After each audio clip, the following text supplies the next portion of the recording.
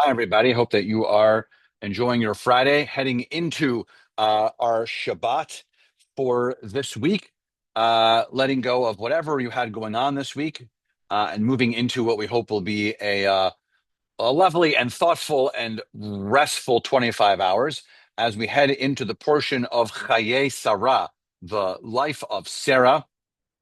The irony is that the Torah portion is called the life of Sarah, and the beginning of the portion we actually find out that she dies. Um, it's a conversation we can have a little bit tomorrow at our service and our Torah discussion.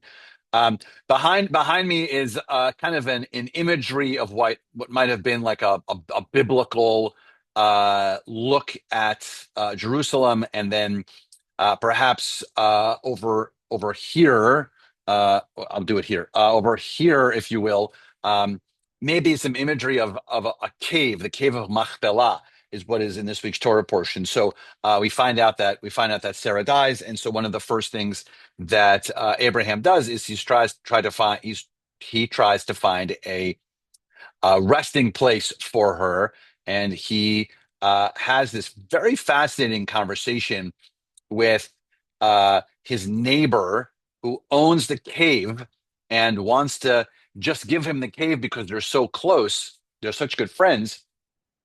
And yet Abraham says, thank you. And I appreciate the friendship, but I really want to purchase this myself at full value. And the conversation we can see more, like I said in the morning, goes back and forth and back and forth. And ultimately, Abraham convinces him to say, you know what? I just want to buy this at full value.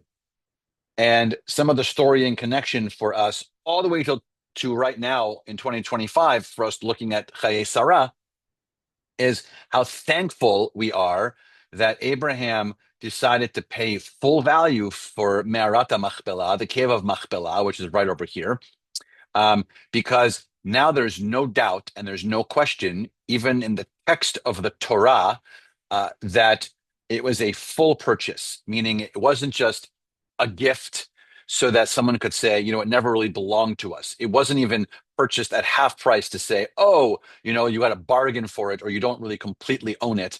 We're thankful that the full effort, if you will, and the full purchase and the full will goes into the purchase of Merata Machpelah, which, by the way, becomes a resting place for almost all of our forefathers and mothers. There are a couple of different exceptions, but this is sort of the origin, if you will, of the ability for us to own the land and for us to say, no, no, our land, our area purchased.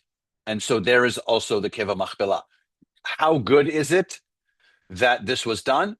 You can go visit the Cave of Machpelah right now. We could get on a plane, we could fly to Israel, we could go and look at the Cave of Machpelah, literally in connection with what was purchased from Abraham in this week's Torah portion.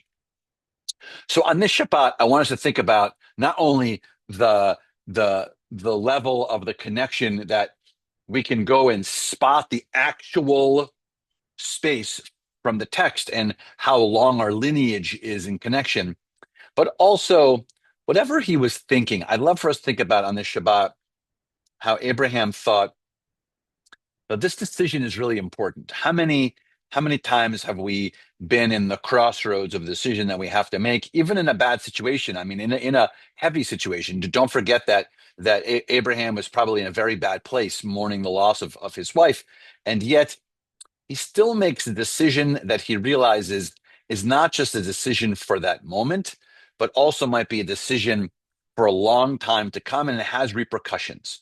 So on this Shabbat, we can ask everyone to reflect on that idea and also think about the future and the steps that we'll take to make sure that the idea or the decision or the step that we take isn't just about the moment, but about a longer decision on how that, like I said, might be repercussions for us for the years to come. Services are around the corner. We will be celebrating our veterans in a few hours. And so anyone who is a veteran, we hope you'll be able to attend our service. So it's again, as usual, at 7 o'clock. And then tomorrow, 8:30 will be our service and Torah discussion. Look forward to seeing all of you soon, and let's put as much shalom as we can into our Shabbat.